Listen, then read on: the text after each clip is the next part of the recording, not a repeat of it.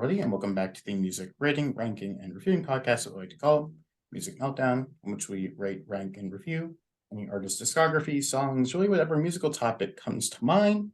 This episode, it's all about me once again. Love those episodes. Going back into the top 100 album series, in which we're in part 3 at this point, talking about records of 80 through 71. A bit of a spoiler here. We're going to be kicking into my 5-star territory in this episode. Not quite at the beginning, though. There's a few more straggling 4.5s, but my top 5 of this batch is officially into rarefied 5 stars. Essentially perfect albums for me. That being said, though, I have Rich with me, who probably seen before. Maybe. I hope so. Otherwise, you star it on this video and really? This one?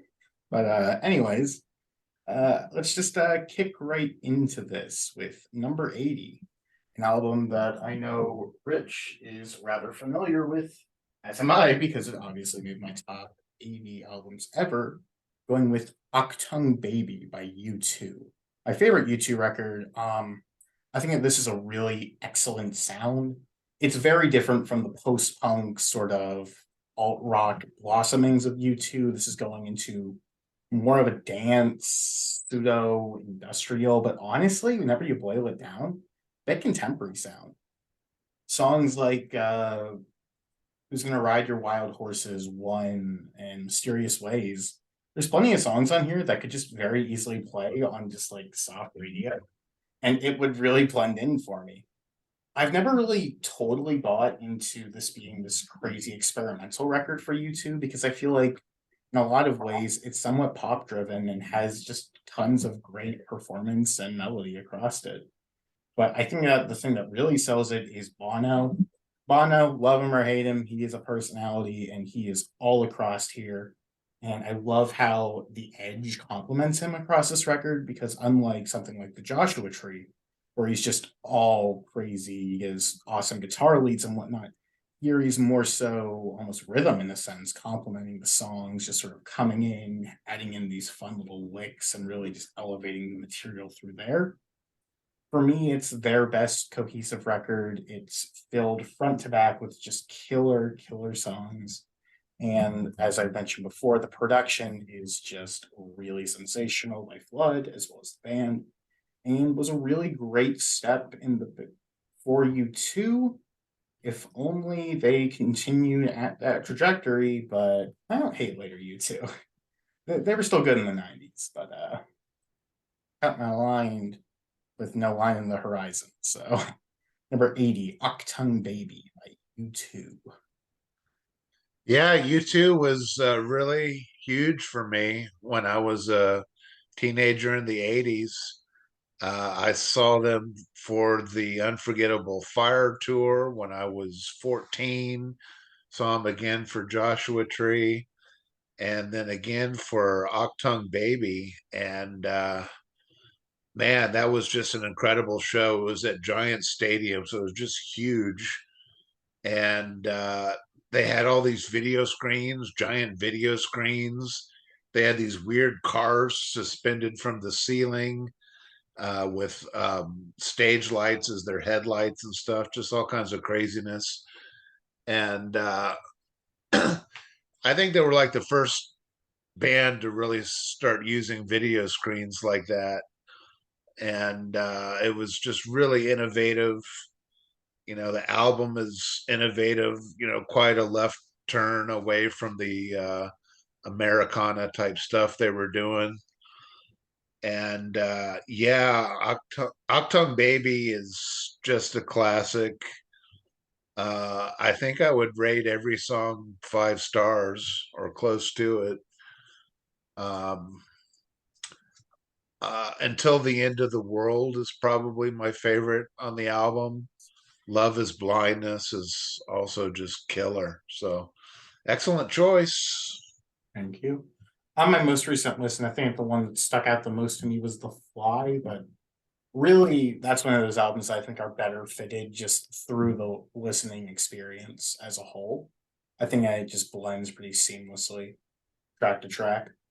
Just really great flow to the album. which is something that's very important to me. So number 79, going with a bit of a different record here, going with Stay Positive by The Hold Steady.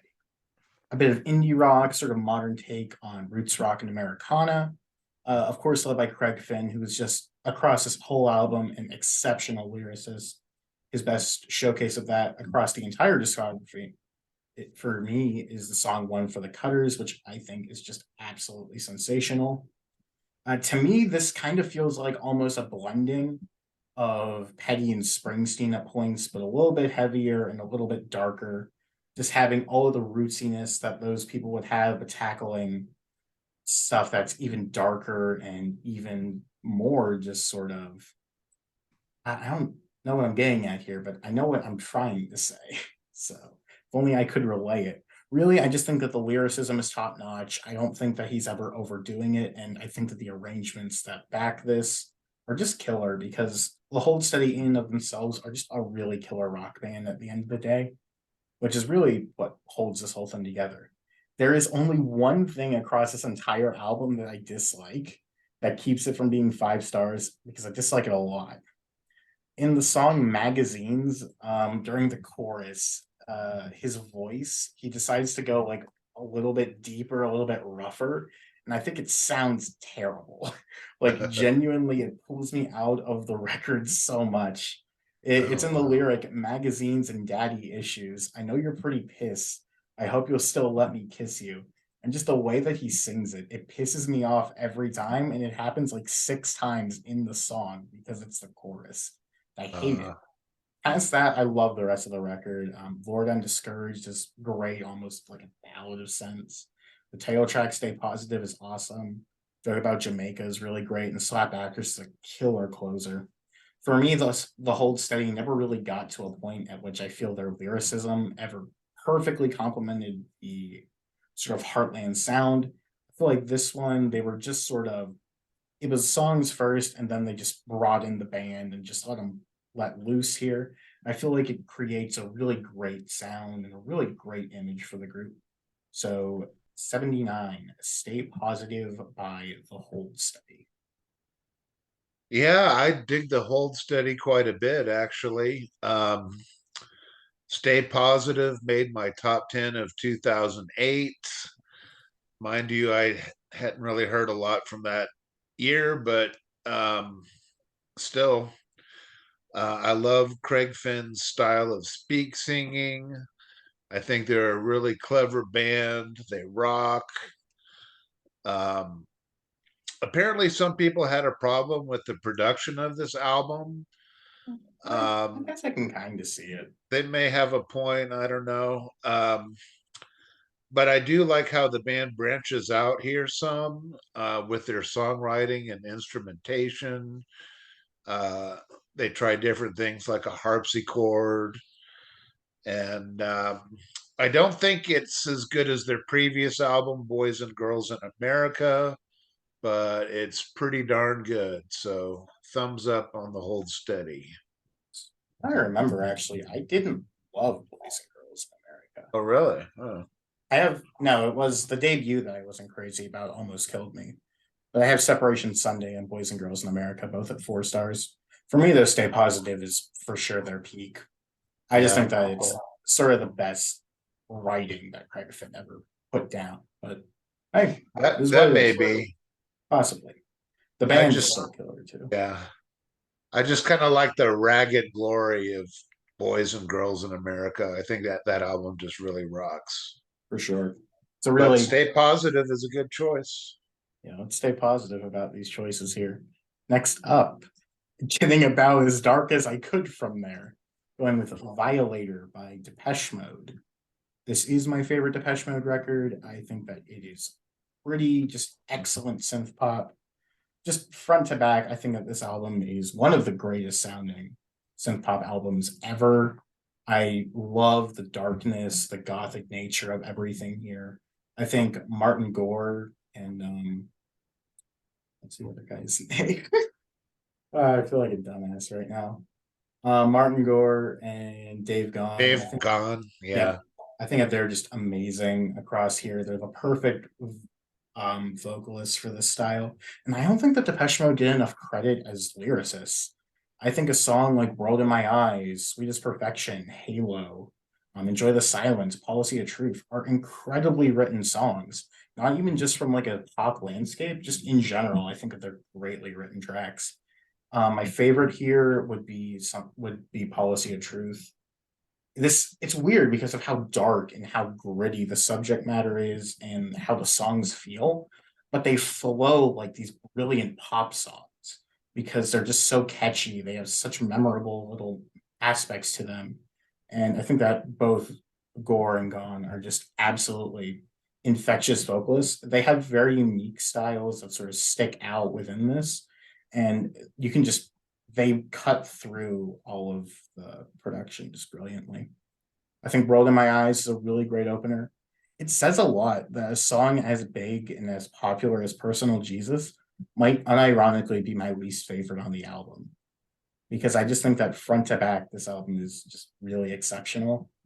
I my only very minor critique is I think at 47 minutes it is ever so slightly too long. I think if you could get it down to like a crisp 40, just all killer, no filler, I would like it even more. But as it stands, it's still just really incredible stuff, and I can't recommend Violator enough by Depeche Mode. Is it 5 stars for you? 4.5. I Ah, have two more 4.5 star albums before we're into fives.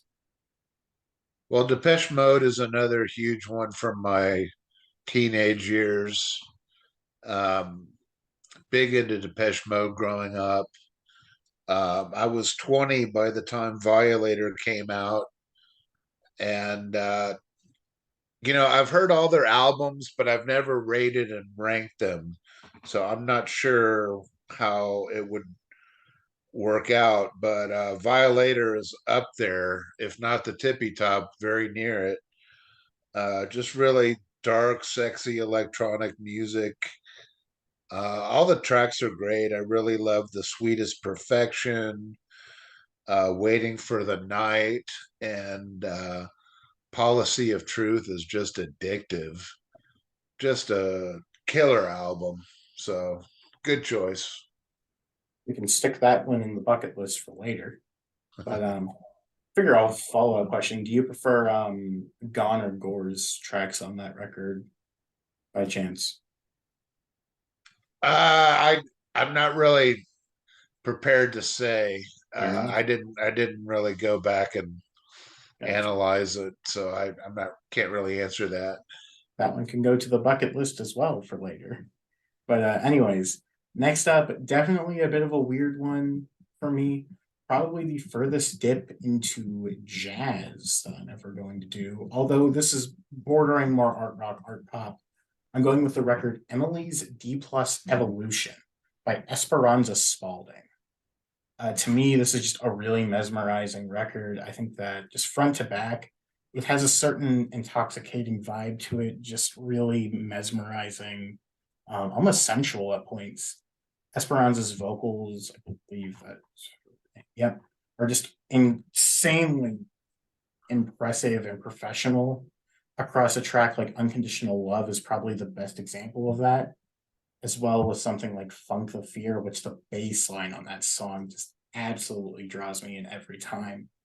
And inherently coming from her jazz stylings and her jazz background, everything across here sounds perfect. Every instrument is just immaculate. And I think front to back, it's incredible to me how unique and how one these songs feel, yet you're consistently being dragged around different stylistic ground and unique identities. Something like Unconditional Love sounds nothing like Earth to Heaven 2 songs later, which is very different from Ebony and Ivory in track 7. I just think front to back, it's really outstanding. Um, yeah, I think that the only thing that has this not at 5 stars for me at this moment is just because I haven't spent the most time with it. I've probably only heard it 3 or 4 times, but every time I hear it, it grows for me to the point to where it's pretty high, relatively speaking, in my top 100 records at number, what, 76, 77. for me, just really killer. And if there's one thing to take away from this record, it is by far the bass work. Every bass line on this record is just immaculate. Love them. So yeah, Emily's D Plus Evolution by Esperanza Spalding. Yeah, this is an artist I'm not too familiar with. Um, and I can't comment too much on the album because you kind of popped this on me last minute and I just heard it a few hours ago.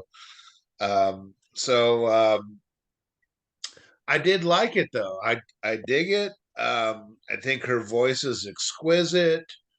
So is her bass playing. A lot of interesting, sophisticated rhythms here. Uh, Kind of jazzy in the rhythm playing and stuff.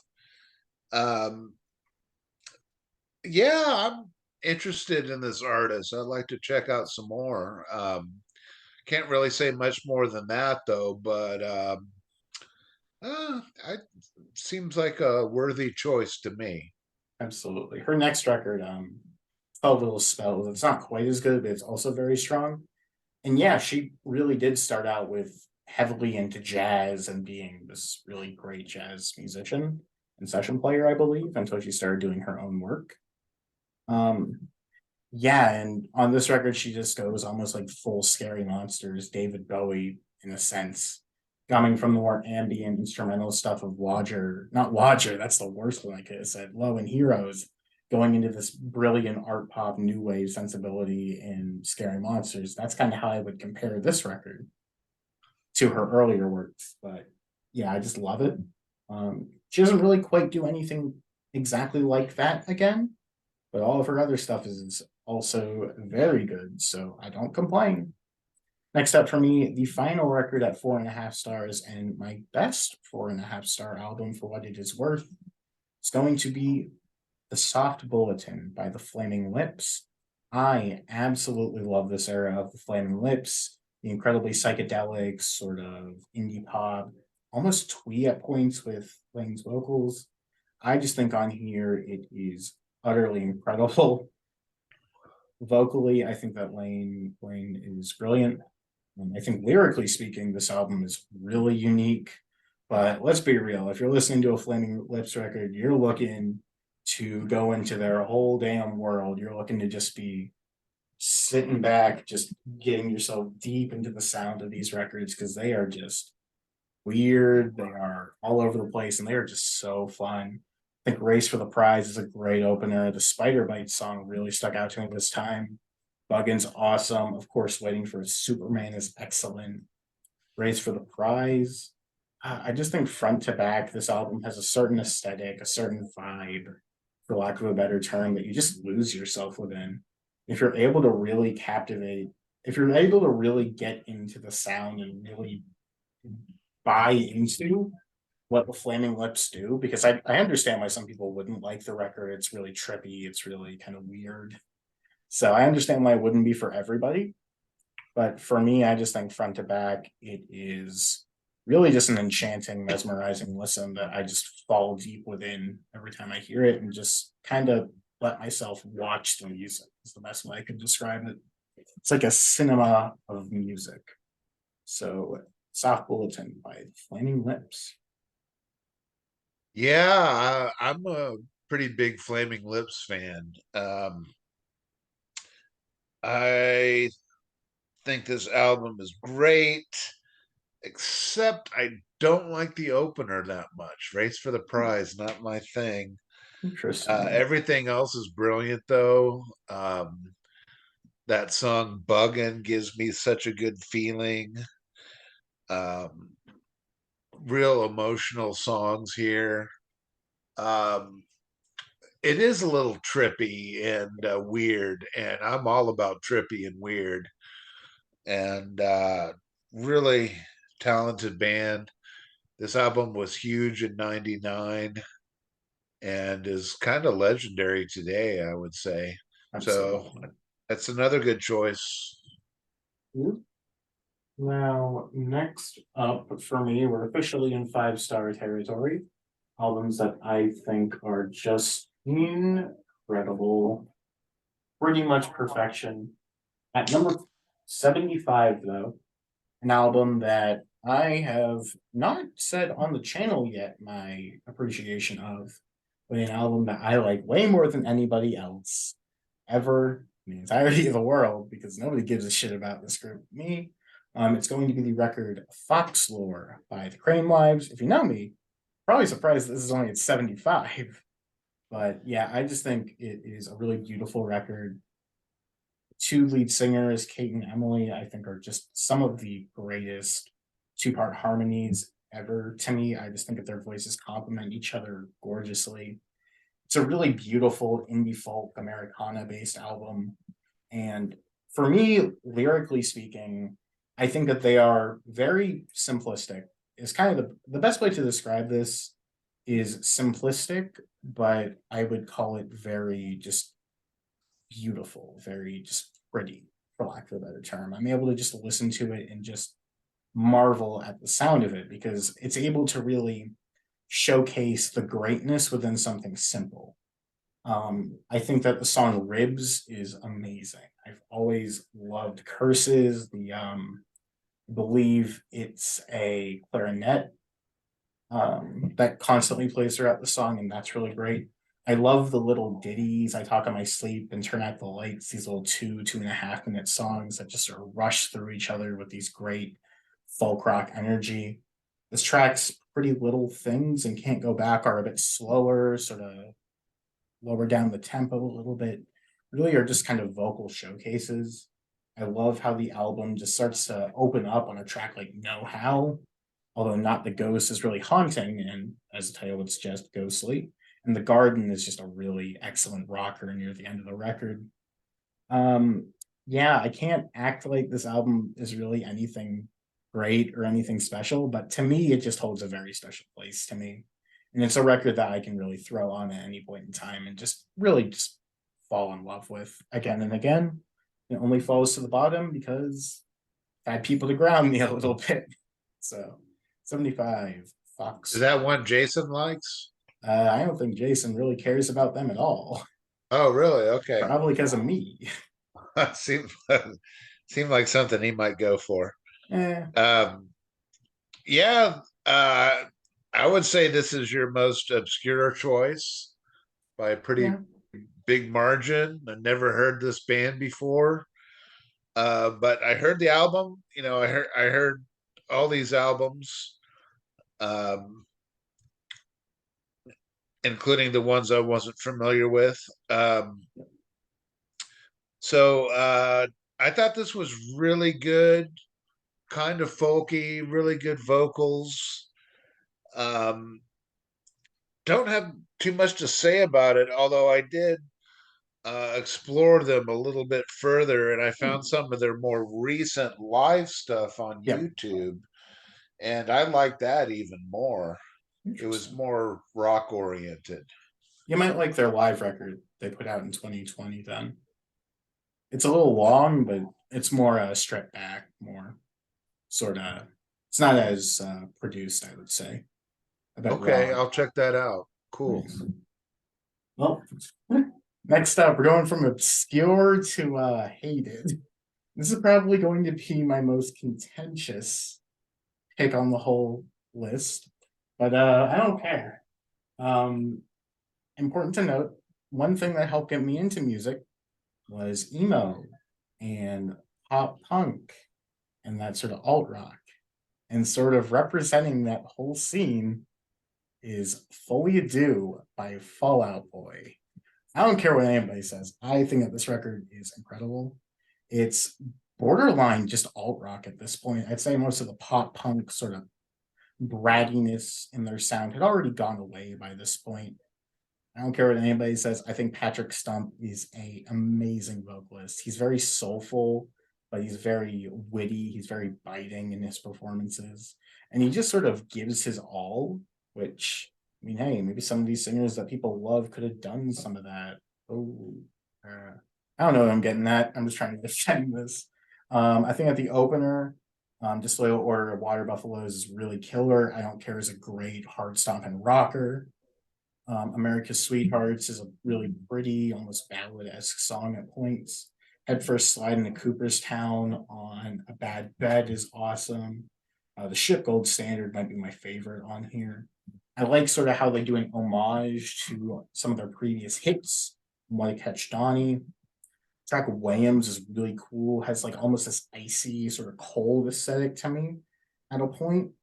$20 nosebleed, it's really jaunty, really fun, almost show tuney. So you probably hate it, and that's fine. I get it. Features Brendan Urie from Panic at the Disco, so I understand why you would hate it. I think it just closes really strongly with West Coast Smoker. For what it is, I mean, I don't think that you can get much better with this type of band, with this type of genre. It's very soulful at points, almost groovy, I might say. It's I feel like they're a group that a lot of people discredit because of a song like, I don't know, Dance Dance or some of their modern stuff, which sucks, to put it lightly. But I think in this era, at this point in time, in 2008, they were putting out some really incredible alternative rock music. So Fallout Boy with Fully Ado. Shout to Clay. He loves this record. Cool. All right. It's done Yeah, pretty well. for years I shunned this band because I heard they were emo and I just wasn't into emo. And so I haven't heard too much before I put this album on. But I was pleasantly surprised by how much I like it. I thought it was very good. It's energetic, over the top, theatrical, a little cheesy, and I don't know. Seems like maybe they took some inspiration from the Beatles, or I don't know. There's a lot of variety on this record. I love the in between bits between songs. Um, I especially like the last three tracks.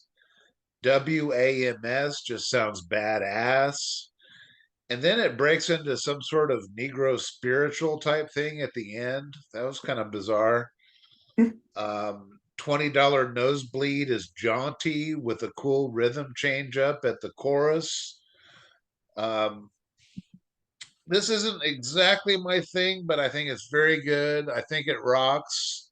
So I give it 4 stars, thumbs up. Hey, it's not what I was expecting going into it, but I mean, hey, I will take it.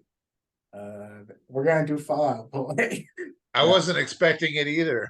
I was expecting you to come in here and get the arms up in anger, end up looking like the What the fuck is this doing on your list? fucking Pete Wentz looking ass. No, it is what it is. I'm really glad that you enjoyed it. But Yeah, yeah, that being said, let's refrain. I have two records here that won't get me killed that they're on my list. Woo. Anyways, next up, maybe it's gonna be us saying that it's low, but at number 73, I have The Rise and Fall of Ziggy Stardust and the Spiders from Mars by David Bowie. You want the hell do you want me to say? It's fucking Ziggy Stardust. It's essentially a perfect rock album.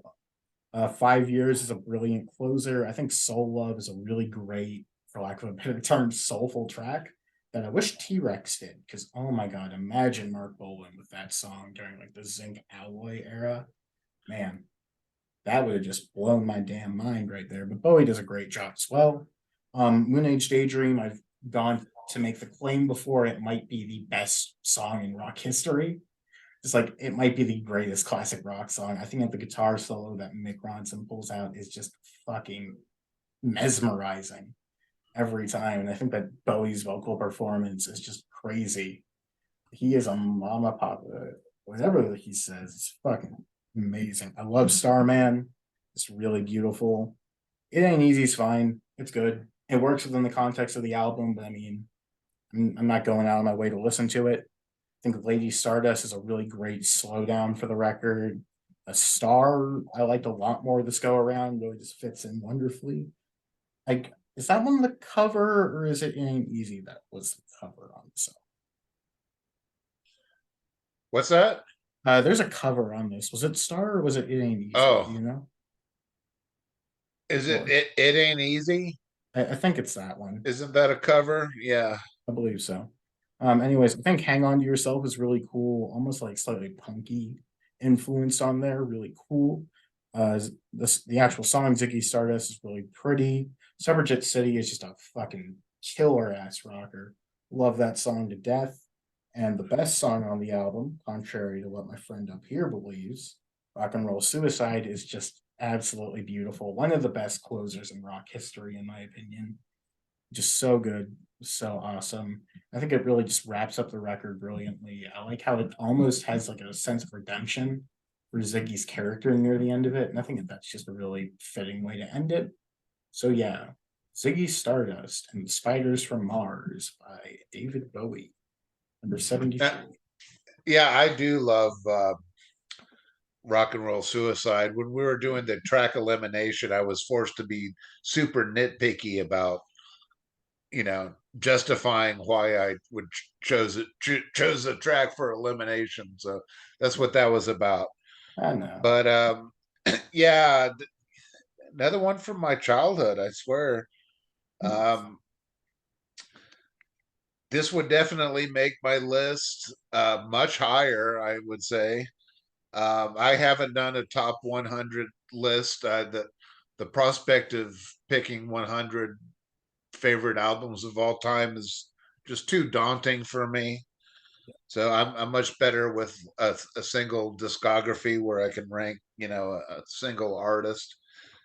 Um, but yeah, Ziggy, I rate every song 5 stars on this album. It's one of the tippy top greatest rock albums of all time.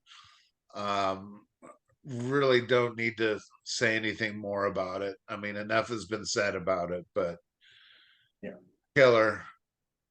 absolutely. Probably, it'd probably make my top 10. Should. I bit of a spoiler. I do have a Bowie record in my top 10. It's not that Ooh, one though. whoa. Watch, I have fucking Tonight in my top 10. No, not that crazy. Next up for me, another record that I think is just killer. Probably my favorite power pop album. It kind of depends how power pop you get. There's probably two higher that you could make the argument for instead. I have the Cars self-titled debut album, Cars. What can I say about it? It is just really sensational. It's a part of that early booming of the new wave scene. It's kind of the original Weezer in a lot of sense. Just these dweeby, nerdy guys just coming together to make some really beautiful, great pop rock, great pop songs. I think I don't love Good Times Roll as an opener. I think that it opens the record very well, but it's just not the best song on the album. My Best Friend's Girl and Just What I Needed right after them are super cool though. I love how this record, like, it never really sets itself up in a certain groove. An issue with a lot of power pop albums that I have is it just kind of feels like they get going one song after another, this high tempo, just sort of rush into it, have some fun. But this album is just weird, to put it lightly, despite how accessible and poppy some stuff on here is. So after then, you get into I'm in Touch with Your World, which is like this weird, almost spacey song in comparison to it. Took me a while to get into it, but I really love it now. Don't Just Stop. It's really fun, really just playful, and I really think that's greatly enjoyable. You're All I've Got Tonight is just another killer rocker. Same with Bye Bye Love. And another thing about You're All I've Got Tonight is I believe it's that one. There's like killer guitar solo near the back half of that song. And it's just really awesome. Moving in Stereo is another one of those weirder tracks near the end that I think just really works. And All Mixed Up is a really cool closer.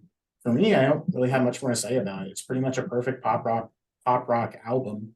The only thing that keeps it lower is power pop just simply isn't my favorite genre, but this is among the peak of it. So the car is self-titled. Brilliant. Yeah, maybe the beginning of new wave. I don't know. This But this would surely make my top 100 list. I go way back with this album. One of the first albums I ever got. I had it on cassette. I must have been 13. Um, Nearly every song could have been a hit if it wasn't already. It's a perfect album, save for the track I'm in Touch with Your World. which is amusingly quirky, just not on the same level as everything else, I would say. Um, and I might prefer Candy-O by a hair. I, but I don't even think they're close, to be honest with you. yeah, But hey, you like what you like. yeah, So, I don't know, but I don't know. The Cars self-titled debut is absolutely brilliant. Easy 5 stars. Excellent choice. I feel like the star in New Wave, probably Talking Head 77, right? Probably something before then, but like the first Yeah, I guess notable. I don't know. I don't know. I don't know. I hadn't thought about it enough. I don't know. I've had to think about Talking Heads too much recently, so that's what I have to say to that.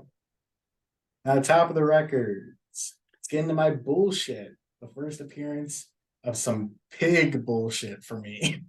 The artist is going to show up in here the most. Get used to hearing her name. Let's say it together. One, two, three. Amy, man. Man. With whatever. This is her debut record. Another really power poppy sort of alt rock style on here. It came out in '93, a year which is going to have two albums very high up on the list, but this one is still nothing to scoff at. I just think that for one thing, she's my favorite artist, so I love a lot of her records incredibly. She's probably the writer that connects the closest with me. I think vocally speaking, I think that she is just beautiful, very intimate, very somber, if you will, but she knows how to command her voice and really storytell in a way that very few other artists can. This record is utilizing bright pop rock and power pop elements to really elevate the songs. I think I Should Have Known is a really strong closer. 50 Years After the Fair is very fun, very enjoyable. I love Could Have Been Anyone. This is kind of a continuation off of her work Until Tuesday. And I think that it's way better than anything from Till Tuesday. So I absolutely love Stupid Thing. It kind of continue. You can see her continuing off of that pattern in the 2000s. And Jacob Marley's Chain is a really haunting, really somber number. And just front to back. The one song that I really love is I Know There's a Word on this listen. But to be blunt, I love pretty much every song on this album. It's just a matter of falling to the bottom because I like a lot of albums. So for 71, whatever, by Amy Mann, a beloved. You sure do love a lot of albums. Pretty Um, bad. this was a new listen for me, and I thought it was very good. I liked the jangly rock and roll, and I thought there was some good variety. I didn't like all the songs, but most of them I did. I'll take it. Um, the last track sounds like it's going for a 60s pop circa 1967 thing. It's kind of different. Um, yeah, I think it's good stuff. I'd be interested in doing a deep dive one day. Throw that into the bucket list. But anyways, yeah, this was just a lot of fun. Another batch of records out of the way. Yeah, I can't wait to discuss even more Amy Mann in the future because don't worry about it. I think that she's unironically in every batch coming up. So it's gonna be a fun one. That being Yeah, said, you are known for your Amy Mann fandom. perhaps too well known for it. But anyways, this was a good deal of fun. Really hope Did that we you go through enjoyed. them all? I thought we had one more. Oh, that's all time. Dear It Dear got kicked off Science. for the Cars, Oh, okay. All right. which is a shame because I love that album. That's my favorite TV on the radio. Oh, okay. Re- Yeah. ret- Something that really is saddening. Return to Cookie Mountain was my 101. So that's the one that just missed the list. Black Celebration beat it out. So it is what it is. I prefer Cookie Mountain over Dear Science, actually, but they're both great. I really love those first three TV on the radio records. They're all incredibly strong, 4.5 stars for me. But there's TV on the radio. Hopefully we'll do them one day because I fucking love that band. Yeah. But anyways, that's what we had to say about this batch of records. A bit of a weird one in comparison to some of these other lists, having some classics and some of my typical bullshit. I really hope that you enjoyed it. Per the usual, there's a link to the Discord server in the description. It's pretty dead right now, but you can make it not. Feel free to stick around. A lot of fun stuff coming up in the future. And really hope that you enjoyed this one. And come back for records 70 through 61. Once again, hope you enjoyed. Bye.